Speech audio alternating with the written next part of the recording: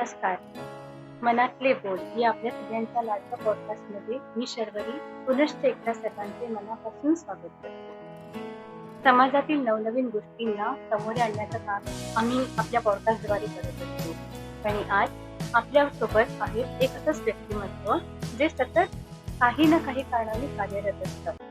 आजचे आपल्या मान्यवर पाहुणे आहेत सौ राखी किशोर सामकर. नमस्कार मॅडम, तुमचं आमच्या पॉडकास्टमध्ये खूप खूप स्वागत. या सामाजिक कार्य विषयातील BSW, MSW तसेच समाजशास्त्र आणि मानववंशशास्त्रातील MA शिक्षण पूर्ण करून सध्या PhD चे संशोधन करत आहेत. मातृसेवा संघ इन्स्टिट्यूट ऑफ सोशल वर्क महाविद्यालयात त्या प्राध्यापक म्हणून कार्यरत आहेत. समाजकार्याची भक्कम पार्श्वभूमी असतानाच त्यांनी रंगभूमीवरही आपली एक वेगळी ओळख निर्माण केली आहे. मी जिजाऊ बोलते या त्यांच्या एकपात्री प्रयोगाने महाराष्ट्रासह देशातील विविध शहरांमध्ये 1000हून त्यांनी प्रयोग केलेले आहेत, सादर केलेले आहेत. भगिनी निवेदिता, झाशीची राणी लक्ष्मीबाई, आवलीबाई यासारख्या स्त्रीचरित्रांना त्यांनी आपल्या अभिनयातून जिवंत केले आहेत. युगंधर श्रीकृष्ण या नाटकात त्यांनी स्वीकारलेली मीराबाईंची भूमिका प्रयाग आणि काशीपर्यंत पोहोचली आहे. अनेक सामाजिक, शैक्षणिक, सांस्कृतिक संस्थांमध्ये विविध जबाबदाऱ्या सांभाळत असताना अध्यात्माशीही त्यांचा घट्ट संबंध जोडलेला आहे. भागवत कथा, कीर्तन, प्रवचन, प्रबोधन आणि समाज जागृती याद्वारे त्या सतत लोकांशी संवाद साधत असतात. अशा या अभ्यासू, संवेदनशील आणि बहुआयामी व्यक्तिमत्वाचे आज आपल्या पॉडकास्टमध्ये मनपूर्वक स्वागत. नमस्कार. तर लहानपणापासून तुम्हाला हे बाळकडू असं मिळालेलं आहे, तरी पण तुमच्या कार्याच्या मागे कोणाची प्रेरणा आहे? तुमच्या आयुष्यातली सगळ्यात मोठी प्रेरणा कोण आहे आणि का आहे? प्रेरणा म्हणजे माझी आई आणि माझे वडील. जन्मास घालून जग दाखविले, संस्कार करूनी जगी सोडिले, ऋण ना फिटे हो ज्यांचे कदाही, बंधू सदा पूज्य माता. आई वडिलांचे इतकं ऋण आहे आपल्यावर, त्यांचे संस्कार आणि माझ्या आई वडिलांची मला सतत मिळणारी प्रेरणा, यामुळेच मी आज हे क्षेत्र इतक्या मोठ्या पद्धतीने गाठू शकते. आणि त्यानंतर वेगवेगळ्या प्रकारच्या सोयी सुविधा गावातल्या लोकांना मिळवून देण्यासाठी माझ्या वडिलांनी अतिशय प्रयत्न केले आणि सोबतच त्याला जोड होती ती माझ्या आईची, आणि त्यातूनच हा समाजकार्याचा माझा प्रवास सुरू झाला. अध्यात्म, सामाजिक कार्य, त्याच्यानंतर कीर्तन, रंगभूमी या सगळ्या गोष्टींचा प्रवास एकाएकी सुरू झाला की या आयुष्याच्या वेगवेगळ्या वळणावर हळूहळू सुरू होत्याच? अभिनयाची आवड मला लहानपणापासूनच होती. म्हणजे वयाच्या 4थ्या वर्षापासून मी स्टेजवर आहे. ते आज गळ्यात स्टेजवर वेगवेगळ्या कार्यक्रमात मी येत असते. नंतर हळूहळू जसं शिक्षण वाढत गेलं, त्यानंतर 12वी नंतर मी BSW केलं, MSW, आणि समाजकार्याकडे माझा ओढा वाढला. मग समाजकार्याची आवड निर्माण झाली, सामाजिक संस्थांशी माझा संबंध आला आणि त्यातून माझं समाजकार्य सुरू झालं. आणि नंतर काही वर्षांनी लग्न झाल्यानंतर मग माझ्या आजूबाजूला मंदिरं होते, देवस्थान होते. त्याचा अभ्यास करता करता आणि तिथल्या मैत्रिणींच्या संपर्कात आल्यानंतर अध्यात्माची आवड वाढत गेली. आणि तसं बाळकडू हे मला आईकडनंच मिळालं, कारण माझी आई म्हणजे हरिभक्त परायण नेता ताई पुल्लीवार या लहानपणापासूनच अध्यात्मिक क्षेत्राकडे ओढलेल्या होत्या, आणि त्यांचाच हा वारसा मला मिळाला आहे असं म्हणायला हरकत. मग त्याच्यानंतर मी जिजाऊ बोलते हा जो एकपात्री प्रयोग तुम्ही करायला सुरुवात केली, याची सुरुवात कशी झाली? त्याचं असं झालं की 2009 साली ज्येष्ठ नागरिक मंडळ, रेशीमबाग, नागपूर इथून मला एक दिवस फोन आला शोभनाताई जोशी यांचा, की म्हणे आमच्या ज्येष्ठ नागरिक मंडळात तू काही कार्यक्रम देशील का. त्या काळात मी वेगवेगळ्या छोट्या छोट्या याच्यावर प्रबोधन करायची आणि माझं ते सातत्याने चालू होतं. पण मी म्हणते की ज्येष्ठ नागरिकांसमोर प्रबोधन कसं करायचं हा प्रश्न मला पडला. आणि मग मी आईला फोन केला, म्हटलं आई असा असा फोन आलाय, काय करायचं. आई म्हणाली की अगं काळजी कशाला करते, मी जिजाऊ बोलते हा एकपात्री प्रयोग मी लिहून ठेवला आहे, त्याचा अभ्यास कर, पाठांतर कर आणि तो प्रयोग सादर कर, सगळ्यांना जरूर आवडेल. आणि तसंच झालं. मी 23 डिसेंबर 2009 साली हा प्रयोग ज्येष्ठ नागरिक मंडळात सादर केला आणि तिथल्या अध्यक्षांसोबतच इतर लोकांची इतकी भरभरून दाद मिळाली की कृष्णराव वाघमारे, शैलजाताई सुभेदार, शोभनाताई जोशी यांनी मला त्याच वेळेला पाठवून शाबासकी दिली की या प्रयोगाचे तुझे 1000 प्रयोग, आणि त्यांचा शब्द खरा ठरला. 1000पेक्षाही अधिक प्रयोग या मी जिजाऊ बोलते या एकपात्री तुमच्या प्रयोगाचे झालेले आहेत. यापैकी सगळ्यात अविस्मरणीय म्हणजे जो कधीही विसरता येणार नाही असा अनुभव कुठला आहे? छान छान अनुभव मला या क्षेत्रामध्ये आले, पण त्यातलाही आवडता आणि चांगला अनुभव होतो म्हणजे पावनखिंडीमध्ये जेव्हा मी जिजाऊ बोलतेचा प्रयोग केला आणि श्रोत्यांची भरभरून दाद मला मिळाली आणि त्या दिवशी खरंच मला असं वाटलं की मी पावन झाले. पावनखिंड खऱ्या अर्थाने त्या दिवशी पावन झाली असं तिथल्या आयोजकांनी म्हटलं, आणि खरंच माझाही प्रयोग पावन झाला म्हणायला हरकत नाही. क्या बात आहे. आणि दुसरी भरभरून दाद म्हणजे आपल्या सुरेश भट सभागृहामध्ये झालेला तो अविस्मरणीय प्रयोग. सुरेश भट सभागृह नुकतंच तयार झालेलं होतं आणि एक दिवस माझ्या मनात विचार आला की आपला प्रयोग या सभागृहात झाला तर, आणि आपण म्हणतो ना मनात चिंतलं की भगवंत आपल्याला भरभरून देत असतो. आणि 2 महिन्यातच मला शिवराज्याभिषेक सोहळा समितीचे अध्यक्ष दत्ताजी शिर्के यांचा फोन आला आणि ते म्हणाले, ताई आपल्याला प्रयोग करायचा आहे. मी म्हटलं कुठे? आणि त्यांनी मला सांगितलं की आपण सुरेश भट सभागृहात प्रयोग करणार आहे. आणि काय आनंद झाला म्हणून सांगू. आणि या कार्यक्रमाला आपल्या नागपुरातील श्री मुधोजीराजे भोसले आवर्जून उपस्थित होते आणि संपूर्ण प्रयोग झाल्यानंतर त्यांनी येऊन मला मानाचा मुजरा केला आणि आपण आऊसाहेब आहात असं म्हटलं ही माझ्यासाठी खूप मोठी बाब आहे. खरंच आहे. आणि मग याच्याप्रमाणे जिजाऊ बोलते हा प्रयोग करत असताना तुमच्या स्वतःच्या पण व्यक्तिमत्वात काही तुम्हाला जाणवलं का की काही बदल घडतो आहे किंवा काही तुम्हाला जिजाऊंकडनं आणखीन काही प्रेरणा मिळाली? आपल्या संस्कृतीमध्ये स्त्रियांना इतक्या प्रेरणादायक स्त्रिया होऊन गेलेल्या आहेत. राष्ट्रमाता जिजाऊ आहे, अहिल्याबाई होळकर आहे, झाशीची राणी आहे, चिल्लम्मा आहे, त्यानंतर चंद्रपूरची राणी हिराई आहे, राणी दुर्गावती आहे, की हे चरित्र म्हणजे आपण जेव्हा अभ्यासतो ना तर खरंच खूप काही त्याच्यातून घेण्यासारखं आहे. आणि राष्ट्रमाता जिजाऊंच्या चरित्रातनं सगळ्यात मोठा घेण्यासारखा गुण म्हणजे पतीजवळ नसताना आपल्या पुत्रावर चांगल्यातले चांगले संस्कार करून स्वराज्य स्थापनेचा जिने मनसुबा रचला आणि तो पूर्णत्वास स्वतःच्याच आयुष्यात आणला. हे एवढं मोठं कार्य राजमाता जिजाऊंनी केलं हे माझ्यासाठी अत्यंत प्रेरणादायक आहे. आणि समाजाने राष्ट्रमाता जिजाऊंकडनं काय घ्यावं असं तुम्हाला वाटतं? राष्ट्रमाता जिजाऊंकडनं घेण्यासारखं बरंच काही आहे. मुलावर केलेले संस्कार, पती नसताना एकटीनं वाढवताना येणाऱ्या वेगवेगळ्या संकटांचा सामना तिने कसा केला हा अभ्यास करण्यासारखा आहे. जयसिंग राजेंना शिवाजी महाराजांनी 23 किल्ले जेव्हा तहात दिले तेव्हा शिवाजी महाराज मनातून खचून गेले होते. म्हणजे डिप्रेशन आजच्या पिढीला म्हणता येईल, डिप्रेशन काय असतं. पण त्यावेळेला जिजाऊंनी आपल्या मुलाला त्याच्यातून बाहेर काढलं आणि परत तू 23 कशाला, तू 340 किल्ले आपल्या स्वराज्यात आणशील हा आत्मविश्वास त्याच्यामध्ये निर्माण केला आणि शिवाजी महाराजांनी 340 किल्ले आपल्या स्वराज्यामध्ये आणून दाखवले.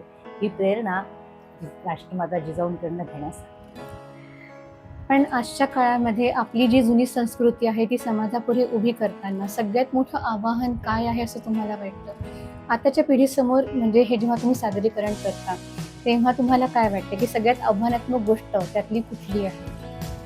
मी जेव्हा हा प्रयोग सादर करते तेव्हा जेव्हा ज्येष्ठ नागरिक मंडळ किंवा मोठे लोक असतात त्यांना इतिहास माहीत आहे, राष्ट्रमाता माहीत आहेत, त्यांना शिवाजी महाराज माहीत आहे, संभाजी महाराज, त्यांना इतिहास इतका उकलून दाखवावा लागत नाही. परंतु तरुण पिढी आहे ही आपल्या इतिहासापासून दूर जाते आहे. त्याचं कारणही कसं आहे की CBSE मध्ये आपल्या इथे शिवाजी महाराजांचा इतिहासच पुसून टाकलाय. जेमतेम 6 ओळीमध्ये शिवाजी महाराज जर सांगितले आहेत तर त्यांना काय चरित्र येणार. आणि अशा वेळेला आम्हाला त्यांच्यासमोर सादर करत असताना छोट्या छोट्या गोष्टीतून शिवाजी महाराज त्यांच्यापर्यंत पोहोचवणं हे आमच्यासाठी खरंच आव्हानात्मक असतं. मग अशा वेळी तुम्हाला असं वाटतं का की कुठेतरी आधुनिकता आणि परंपरा यांचा जर मेळ घातला गेला तर या गोष्टी थोड्या सुसह्य होतील? प्रश्नच नाही. या दोन्ही गोष्टी हातात हात घालून चालल्या गेल्या पाहिजे, आपल्या परंपरा आणि आधुनिकीकरण. आणि यामुळेच आपण जगद्गुरू व्हायला काही हरकत नाही. आपल्याला आपलं स्वप्न आहे आपल्या भारताचं की आपण जगात गुरु म्हणून मान्यता पाहू, तर त्याच्यासाठी जर आपल्या परंपरांचा जर आपण अभ्यास केला, आपल्या इतिहासाचा जर आपण अभ्यास केला आणि सोबतच आधुनिकतेची जोड दिली, तर नक्कीच आपण विश्वगुरु होऊ. आणि याचं उदाहरण म्हणजे 21 जूनला आपण जो आंतरराष्ट्रीय योगा दिन साजरा करतो आहोत, तो ह्यामुळेच साजरा करतोय कारण योग हे आपल्याला भारतापासून मिळालेलं आहे. सोशल मीडियावर तसं बघायला गेलं तर सांस्कृतिक मूल्य आणि इतरही गोष्टींचा प्रसार आणि प्रचार व्हायला हवा, पण तो त्या मानाने होत नाही आहे. आजच्या युवकांवर त्याचा काहीतरी एक विपरीत परिणाम होतो आहे का? तुम्हाला काय वाटतं? सोशल मीडियावरनं होत आहे, चांगल्या प्रकारचे रील्स पण येत आहेत, चांगल्या प्रकारच्या पॉडकास्ट पण होत आहे, पण बघणारा वर्ग तसा राहिलेला नाही. तरुण पिढीला इन्स्टंट जमाना म्हणतो तसं झालेलं आहे की मी आज रील टाकलं आणि उद्या मला 1000 लाईक आल्या पाहिजे, परवा मी एकदम फेमस झालो पाहिजे, समाधान. असं नसतं. हे सिंचन आहे. हे सिंचन म्हणजे असं आहे की एक एक दिवस मुळाला हळूहळू पाणी घालू तर एक दिवस त्याचा वृक्ष होईल. पण ही जी संयमता आहे ही नवीन पिढीमध्ये नाही आहे. त्यांना वाटतं की काल मी डान्सचा क्लास लावला, काल मी योगाचा क्लास लावला, काल मी गाण्याचा क्लास लावला, तर आज मी त्याच्यामध्ये विश्वगुरु झालो पाहिजे. तर नाही, त्याच्यासाठी सातत्य हवं आहे. आणि म्हणूनच आपल्याला आपल्या आदर्शांचा अभ्यास करायला हवं. जसं की लता मंगेशकर आहे, जसं की पंडित भीमसेन जोशी आहे, शिवाजी महाराज आपल्यासाठी आहे. हे इतिहासातले पात्र जेव्हा आपण उलगडतो तेव्हा आपल्याला संयम म्हणजे काय कळलं. आताच्या शिक्षण प्रणालीमध्ये कुठल्या पद्धतीने बदल केले म्हणजे आपल्याला हे जे सकारात्मक बदल तुम्ही बोललात की संयम यायला हवा, नवीन शिकण्याची जिज्ञासा उत्पन्न व्हायला हवी तरुण पिढीमध्ये, काय करायला हवं म्हणजे मग हे जे गुण आहेत आपल्याला आताच्या पिढीमध्ये बघायला मिळतील? मला असं वाटतं की आपल्या शिक्षण प्रणालीमध्ये पूर्वी 4-5व्या वर्गामध्येच गीतेचे अध्याय शिकवल्या जातात. पाठांतराची प्रक्रिया तिथूनच सुरू होत होती. आपला मेंदू त्यावेळेला कोवळा असतो, हे सगळं आत्मसात करतो आणि हळूहळू त्याचा अर्थ जेव्हा उलगडत जातो तेव्हा मग आपल्याला असं वाटतं की गीतेचा प्रत्येक शब्द आपल्या आयुष्यात उपयोगी येणार. मग श्रीमद भागवत आहे किंवा कीर्तन प्रवचन आहे, या गोष्टी आपल्याला तारून नेतात 100%? प्रश्नच नाही. मला तर वाटतं मनःशांतीसाठी जेव्हा आपल्याला कुठे जावं असं वाटलं त्यावेळेला आपलं कीर्तन, प्रवचन, भजन ह्या गोष्टी आपल्याला प्रत्येक वेळा साथ देतात. मनःशांतीचा सगळ्यात मोठा पाया म्हणजे भजन आहे. म्हणूनच पूर्वीच्या काळी गावागावामध्ये मंदिरं होती आणि संध्याकाळी मंदिरांमध्ये हरिपाठ किंवा भजन कीर्तनाची परंपरा होती आणि आज काळातही बरेचशा गावांमध्ये ती चालू आहे. त्यामुळे जी मनःशांती मिळते ती कुठेच मिळत नाही असं मला वाटतं. आपण कीर्तन पण करता, मग कीर्तन करताना आपले जे अनुभव आहेत ते कसे आहेत? म्हणजे युवा वर्ग येतो कीर्तनाला की प्रौढ वर्गच जास्ती असतो? युवा वर्ग पण येतो माझ्या कीर्तनाला, प्रवचनाला आणि त्यांना अत्यंत आवडतं. आताच मी भागवत केलं मागच्या 2 महिन्यापूर्वी, तर युवा वर्गाने मला इतका छान प्रतिसाद दिला की IT सेक्टरमधले एक इंजिनियर आलेले होते माझ्या कार्यक्रमाला. त्यांनी विचार केला की मी आईला सोडायला आलो तर 5-10 मिनिटं बसून चालला जाईल, पण लगातार ते 4 दिवस माझ्या भागवताला आले आणि शेवटच्या दिवशी त्यांनी जो अभिप्राय दिला तो इतका सुंदर होता की आमची संस्कृती, आमच्या परंपरा, आमची सणवार आणि त्याचं महत्त्व आज तुम्ही मला पटवून दिलं. मी IT मध्ये काम करतो आहे म्हणे, पण खरा इतिहास, खरा आपली भारतीय संस्कृती मला आज तुमच्या या भागवतातनं कळली आहे आणि याचा उपयोग मी माझ्या वेगवेगळ्या ठिकाणी जिथे मी माझे लेक्चर्स देतो त्या ठिकाणी नक्की करेन असं त्यांनी मला आश्वासन दिलं आणि ह्यातच मी भरून पावले म्हणायला हरकत. नवीन पिढीने जर भगवद्गीता किंवा तत्सम आपले जे धार्मिक ग्रंथ आहे त्याचा आधार घेऊन आपली आध्यात्मिक प्रगती साधली तर त्यांच्यामध्ये इतर सगळ्या गोष्टी येऊ शकतील. पण आताचा जो जमाना आहे तो एकदम खूप स्पर्धेचा आहे, सतत स्पर्धेमध्ये असतात. मग आता या सगळ्या बाकीच्या ॲक्टिव्हिटी करत असताना त्यांना अध्यात्माकडे जाण्याकरता विशेष जास्त त्यांना वेळ नाही आहे असं म्हणायला हरकत नाही. अशा वेळी आपल्या पिढीने त्यांना कुठल्या पद्धतीने मार्गदर्शन करायला हवं? मला असं वाटतं की जसं मी शाळांमध्ये म्हटलं की आपण गीतेचे अध्याय घेत होतो, रामरक्षा घेत होतो, तशाच पद्धतीने उन्हाळी शिबिरे आपण शाळांमधनं चालवू शकतो. संस्कार वर्गाची शिबिरं म्हणतो त्या आणि यामधून श्लोक आहे, स्तोत्र आहे, पाठांतर आहे मैदानी खेळ आहे, बैठे खेळ आहे, यामधून देखील आपण त्यांचं प्रबोधन करू शकतो आणि आपल्या संस्कृतीसोबत त्यांना जुळवून ठेवू शकतो. कारण आपले सारखे संस्कार वर्ग जगात कुठल्याच ठिकाणी होत नाही की ज्यामधून आपले इतकं सगळं आपण त्यांना देतो. कला देतो, पाठांतर देतो, अभ्यासाचं पण ज्ञान देतो. आणि असे संस्कार वर्ग जर शाळांमधनं जर झाले तर नक्कीच आपली पिढी अगदी विश्वगुरू होण्यासारखी व्हायला वेळ नाही लागणार. थोडेफार संस्कार तर प्रत्येक घराघरातून होतच असतात, आजी आजोबा म्हणा किंवा आई वडील, आणि इनफॅक्ट चांगल्याच गोष्टी शिकवल्या जातात आहेत. पण त्यातही आजकालची पिढी थोडी भरकटत आहे, विचित्र वळणावर चाललेली आहे. ॲग्रेशन, राग खूप वाढीला लागलेला आहे. या सगळ्या गोष्टी कमी करण्याकरता आणखीन आपल्याला काय करता येईल? आपण सोशल मीडियाचा वापर थोडा जर कमी केला आणि तो जर आपण वापर आपल्या कलामध्ये, आपल्या वेगवेगळ्या जे काही आपल्या आवडणारे गुण आहेत त्याच्यामध्ये जर केला तर नक्कीच आपली प्रगती होईल. पु ल देशपांडे म्हणायचे की आपल्याजवळ 2 रुपये असतील तर त्यातला 1 रुपया आपण जेवणासाठी खर्च करावा, पण 1 रुपया मात्र आपल्या कलेवर खर्च करावा. कारण जेवण हे आपलं पोट भरतं, पण कला आपल्याला जगण्याचं साधन निर्माण करून देऊ शकते. म्हणून कला नितांत जपली पाहिजे असं मला वाटतं. खरी गोष्ट आहे. आज राखी जामकर यांना सगळेजण ओळखतात, नाव काफी आहे, सगळेजण ओळखतात. पण हा जो प्रवास होता हा इतका तर सोपा नसेल आहे. जेव्हा तुम्ही एकटीने मी जिजाऊ बोलते किंवा भगिनी निवेदिता, झाशीची राणी लक्ष्मीबाई यासारखे एकपात्री प्रयोग करायला घेतले, 2 ते 2.5 तास एकटीने उभं राहून बोलणं, आणि कसा म्हणजे तुम्हाला अनुभव कसा आला? तुम्ही कधी विचार केला होता की याच्यामध्ये तुम्हाला खूप यश मिळेल म्हणून? सुरुवात केली तेव्हा काहीच कल्पना नव्हती मला. मला वाटलं कदाचित हा पहिला प्रयोग आहे, हा शेवटचा असेल. परंतु जसं जसं एक प्रयोग करत गेली तर माउथ पब्लिसिटीच होत गेली. म्हणजे त्यावेळेला तर कार्ड प्रकार पण नव्हते किंवा मोबाईल पण नव्हते अशा प्रकारचे की आपण त्यातून लोकांना हे मेसेज देऊ शकू किंवा जाहिरात करू शकू. पण माउथ टू माउथ पब्लिसिटी झाली आणि एका प्रयोगातून करता करता 2-3 करता करता आज 1000 प्रयोगांपर्यंत माझी ही मजल गेलेली आहे. याच्यात सगळं श्रेय म्हणजे माझ्या श्रोत्यावर्गाचं आहे. त्यामुळे मी त्यांची मनापासून या व्यासपीठावरनं आभार मानते आणि त्यांनी दिलेला भरभरून प्रतिसाद. म्हणजे एक प्रयोग झाला की त्या प्रयोगातून मला दुसरा फोन आलाच पाहिजे अशा पद्धतीनेच माझे प्रयोग होतात. अजूनही मी कुठल्याच प्रकारची पब्लिसिटी करत नाही, पण आज माझा प्रयोग कोणी पाहिला तर नेक्स्ट प्रयोग मला त्या प्रयोगातनं आलाच आहे असं समजायचं. कधी असा विचार केला होता की या माध्यमातून आपण समाज प्रबोधन पण करू शकू म्हणून? मी जिजाऊ बोलते सारख्या प्रयोगातून कधी असं वाटलं होतं की दोन्ही गोष्टी एकत्र होतील आहेत? त्यावेळेला वाटलं नव्हतं, पण जेव्हा मी 1, 2, 4, 5 प्रयोग करत गेली आणि मग लोकांना त्याची गरज आहे असं जाणवायला लागलं आणि शाळातून कॉलेजांमधून मला फोन यायला लागले आणि तिथले प्राध्यापक पूर्ण मला सांगायला लागले की नाही मॅडम, तुमचा प्रयोग पाहिला की मुलांना प्रेरणा मिळतं, नवीन ज्ञान प्राप्त होतं. कित्येक गोष्टी आहे की आम्ही तोंडी सांगू शकत नाही, शिकवू शकत नाही, पण तुमच्या एका प्रयोगातनं लोकांना पटकन कळतात. तर एकदा मी गेले होते छत्तीसगड येथे, तिथे मुख्याध्यापक माझ्या कार्यक्रमाला होते, शाळेमध्ये कार्यक्रमाला. त्यांनी मला नमस्कार केला आणि आईचं महत्त्व म्हणजे काय आणि आपला इतिहास म्हणजे काय तो आज मला इथे कळला असं त्यांनी मला सांगितलं. आणि त्यावेळेला कळलं की खरंच माझ्या या कार्यक्रमामधनं समाज प्रबोधन होत आहे.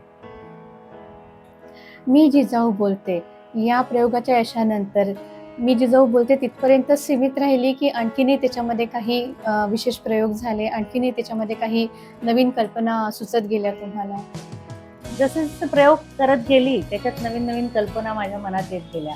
आणि मग एकदा सौरभ जगशेट्टीवार म्हणून एक इंजिनियर आहे, त्याच्या मनात कल्पना आली, ताई म्हणे याचा आपण जर लाईव्ह पण असं महानाट्यात रूपांतर केलं तर कसं वाटेल. आणि मग आम्ही कामाला लागलो, पूर्ण टीम जवळपास 50 ते 60 कलाकार घेऊन मी त्यावेळेला हा प्रयोग सादर केला आणि तो अतिशय अप्रतिम प्रयोग झाला. जवळपास 2,500 ते 3,000 पब्लिक सुरेश भट सभागृहात होती आणि मानवंदना ग्रुपने तो प्रयोग सादर केलेला होता. तो लाईव्ह महानाट्य होतं, म्हणजे तिथे कुठल्याच प्रकारचं टॅब्लो किंवा रेकॉर्डिंग नव्हतं. मी पूर्ण बोलत होती आणि प्रयोग सादर होत होता. अत्यंत रोमांचकारी प्रसंग म्हणायला काही हरकत नाही. आणि आता हे जे तुमचे प्रयोग आहे हे सातत्याने सुरूच आहेत अजूनही? हो, अजूनही सुरू आहे. म्हणजे काल परवापर्यंत ते प्रयोग झाले. म्हणजे एका प्रयोगातून दुसरा प्रयोग मिळत जातो आणि सातत्याने हे प्रयोग सुरू असतात. सुट्टी नसतेच म्हणायला हरकत नाही. आणि मी जिजाऊ बोलते, झाशीची राणी, भगिनी निवेदिता, या अहिल्याबाई होळकर यासारख्या तुम्ही असे हे एकपात्री प्रयोग करत गेलात आणि त्याच्यानंतर मला सांगा, तुमच्या मनात कधी असं आलं की आपलं पण प्रतिरूप तयार व्हावं आणि आपली जी पिढी आहे आताची, त्यांनी पण असे प्रयोग सादर करावे, त्याच्याकरता कधी काही तुम्ही प्रयत्न केले? प्रयत्न केले मी. कोरोनाच्या काळाच्या आधी माझ्याकडे खूप जणांचे फोन यायचे, उन्हाळ्यात मी शिबिर घेईन, नाट्य शिबिर घेईन, हा प्रयोग सुरू केला होता. पण कोरोना काळामुळे ते बंद पडलं. पण अजूनही मला उन्हाळ्याच्या सुट्ट्यांमध्ये लोकांचे फोन येतात. त्यातनं मी 2-3 कलाकार छान तयार केल्या आणि ते कौतुक तुम्हाला सांगते की माझ्या एका विद्यार्थिनीला मी हा प्रयोग शिकवला झाशीच्या राणीचा आणि तिने युनिव्हर्सिटी लेवलला तो प्रयोग सादर केला. तो तिथे आवडला, तिचं सिलेक्शन झालं. मग ती नॅशनल लेवलला गेली, इंटरनॅशनल लेवलपर्यंत तिचा तो प्रयोग गेला. बांगलादेशपर्यंत ती जाऊन आली या अरे बापरे. प्रयोगात. म्हणजे आपण जर प्रेरणा दिली तर घडू शकतात. एक ओवी खोत म्हणून मुलगी होती, तिला देखील मी शिकवला प्रयोग आणि तिने बरेच ठिकाणी हा झाशीच्या राणीचा प्रयोग केला. अगदी 3-4 वर्षाची असताना ती माझ्याकडे यायची शिकायला आणि आता तिचे बरेच प्रयोग झालेले आहेत. अशा बरेच मुली शिकायला येतात आणि त्यांना जे पाहिजे ते देण्याचा मी प्रयत्न करते. खूपच छान. पण आताच्या तरुण पिढीला ग्लॅमरचं आकर्षण आहे. ग्लॅमर म्हणजे तुम्हाला कळलं असेल मला काय म्हणायचंय. आताच्या पिढीला काय रुचतं आणि त्या तरुणींना तुम्ही काय संदेश द्याल की त्यांनी कसं वागायला हवं? ग्लॅमर्स आणि स्त्रीवादाकडे हा नवीन जे जनरेशन आहे, नवीन जेनझी म्हणतो आपण, ते वळत आहे.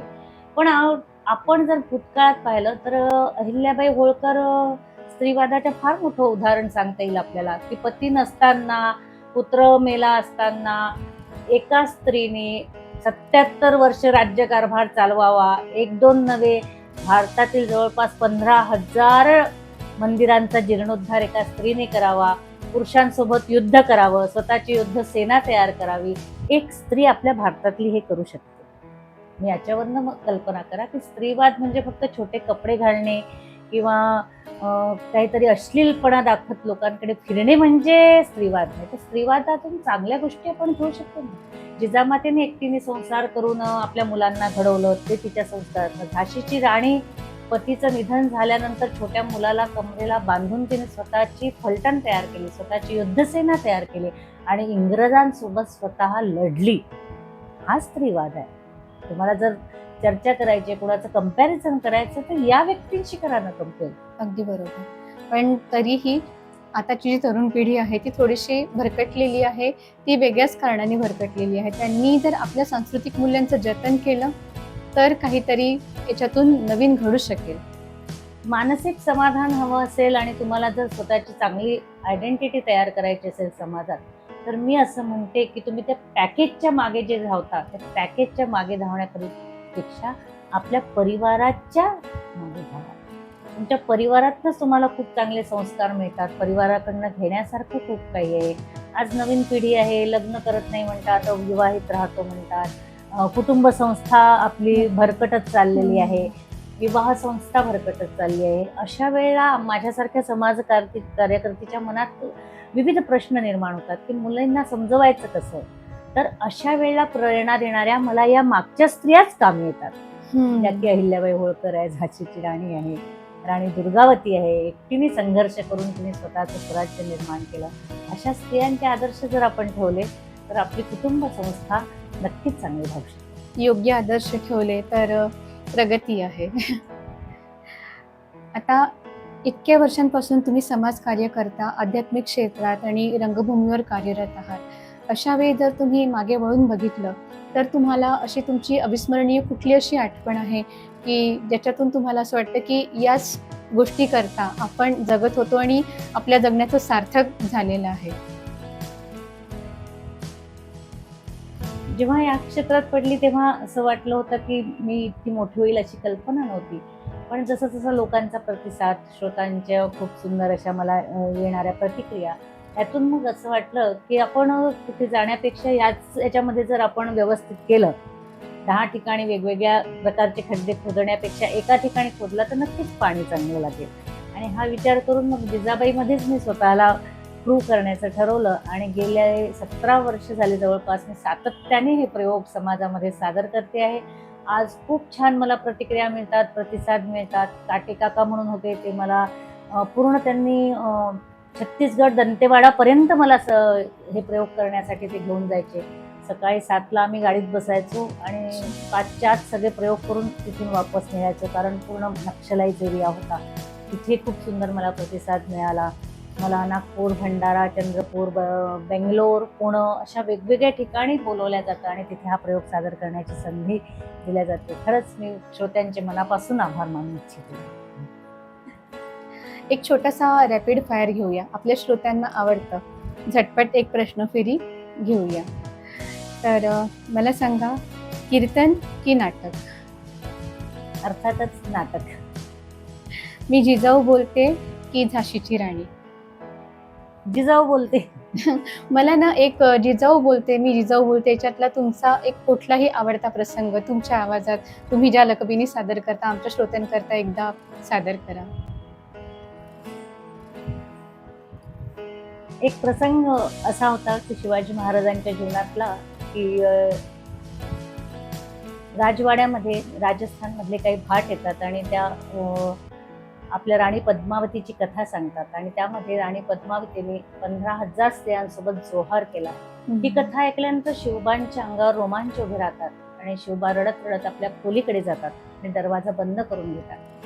त्यावेळेला जिजाबाईंचं चरित्र यासाठी आपल्याला आचरणात आणायचं असतं की प्रसंग खूप करून होता, पण जिजाबाई डगमगल्या नाहीत आणि त्या शिवबांच्या पाठीमागे गेल्या आणि त्यावेळेला ते शिवबांना म्हणायला, शिवबा शिवबा, अहो, एका सीतेसाठी जिथे रामायण घडतं, एका द्रौपदीच्या वस्त्रास निवळ हात लावल्यासाठी जिथे महाभारत घडतं, एका कामधेनूसाठी जिथे ही पृथ्वी 21 वेळा निक्षत्रिय केली जाते, त्या या हिंदुस्थानात स्त्रियांवर असले अत्याचार, स्त्रियांच्या अब्रूची असली विटंबना. जागे व्हा शिवबा, जागे व्हा. ही वेळ रडत बसण्याची नाही, आपल्या स्त्रियांच्या संरक्षणासाठी काही करण्याची. आणि असल्या एकेका प्रसंगात मी शिवबाला घडवत गेले आणि त्यानंतर शिवबा घडत. वा, खूपच सुंदर, खूपच छान. तुम्ही सांगितलं की तुमच्या सगळ्या गोष्टींच्या मागे तुमची प्रेरणा तुमची आई आहे आणि तुमच्या आई या कीर्तनकार आहेत. तर आईच का प्रेरणा म्हणून, अजून कोणी का नाही? लहानपणापासून माझ्या समोर माझे आदर्श मला आईच दिसत होती आणि आईने जे काही संस्कार केले, वयाच्या 3ऱ्या वर्षापासून आम्हाला शुभंकरोती शिकवणं, श्लोक, स्तोत्र, एक एक गोष्ट सांगणं, रामायणातल्या गोष्टी, महाभारतातल्या गोष्टी, पुराणातल्या गोष्टी, भागवतातल्या गोष्टी, त्यातूनच आम्ही घडत गेलो. आणि तिचे संस्कार होते की आपण आपले उच्चार शुद्ध असले पाहिजे, आपण कुठे गेल्यानंतर कोणासमोर बोलताना नम्रपणे राहिलं पाहिजे. आणि जशी जशी मोठी होत गेली, मी या क्षेत्रात वळत गेली, तर आईनेच मला प्रोत्साहन दिलं की तू कीर्तन छान करू शकते, तुझं पाठांतर चांगलं आहे, तू भागवताचा अभ्यास केला, तू भागवतावर बोलू शकते. आणि ही प्रेरणा तिने मला दिली. म्हणजे माझ्यातला काय गुण आहे, सुप्त गुण, तो आईनेच माझ्यातला ओळखला असं म्हणायला हरकत नाही. आणि तिने मला प्रेरणा दिली आणि त्यामुळेच मी आज जे काही आहे तुमच्यासमोर उभी, ते सगळं माझ्या आईमुळेच. एका शब्दात राखी जामकर कशी व्यक्त कराल? राखी जामकर म्हणजे कमी तिथे आम्ही, असं म्हणायला हरकत नाही. जिथे कुठे समाजात काही कमतरता असेल, जिथे कमी आहे, जिथे कुठे उणीव आहे, तिथे मदत करायला सदैव राखी जामकर हजर आहे. खूपच छान. तुमचा एखादा आवडतं पद किंवा भजन? माझी आई स्वतः हरिभक्त परायण नीता मौली पुल्लीवार त्या शिक्षिका आहे. सोबत तिला गोपालकृष्णाची अत्यंत आवड आहे. तिने गोपालकृष्णाचे अनेक पद लिहिलेले आहेत. तिच्या पुस्तकांचं प्रकाशन पण झालेलं आहे. भजनानंद नाव तिच्या पुस्तकाच्या 4 आवृत्ती तिच्या प्रकाशित झालेल्या आहेत. त्या पुस्तकातीलच एक माझ्या आईने लिहिलेलं पद मी आपल्यासाठी गाऊ इच्छिते. गाऊनी राम नामाला मना रे मुक्त तू होई, गाऊनी राम नामाला मन तू होई. पर्वताए वढी दुःखे सहज तू झेलुनी जाई. गाऊनी राम नामाला मना रे मुक्त तू होई. मना रे मुक्त तू होई. मना रे मुक्त तू होई. वा, खूपच छान, खूपच सुंदर. आता एक शेवटचा प्रश्न मी तुम्हाला विचारते आहे की आमचे हे मनातले बोल हा पॉडकास्ट तुम्हाला कसा वाटला आणि याच्याद्वारे तुम्ही आमच्या श्रोत्यांना काय सांगू शकाल? अतिशय उत्तम आणि स्तुत्य उपक्रम आहे म्हणायला हरकत नाही. मनातले बोल आणि तुझ्या या सगळ्या कार्याला शर्वरी खूप खूप शुभेच्छा माझ्याकडून. धन्यवाद. आणि या व्यासपीठावरनं मी युवकांना सगळ्यांना एकच सांगू इच्छिते की आपली संस्कृती आणि आपल्या परंपरा ह्या जर तुम्ही जपल्या आणि यातूनच तुम्ही जर शिकायचा प्रयत्न केला तर पुढचं भविष्य तुमचं अगदी आशादायी आहे असं म्हणायला. परत एकदा तुमच्या सगळ्यांचे मनापासून मी आभार मानते. धन्यवाद. तुम्हाला सुद्धा खूप खूप धन्यवाद. तुम्ही इतका बिझी शेड्यूल असताना तुम्ही आमच्याकरता इथे वेळ काढला, आमच्याबरोबर इथे इतक्या छान मनमोकळ्या गप्पा मारल्या, त्याकरता मी स्वतः आणि माझ्या श्रोत्यांकरवी पण तुमचे खूप खूप आभार मानते.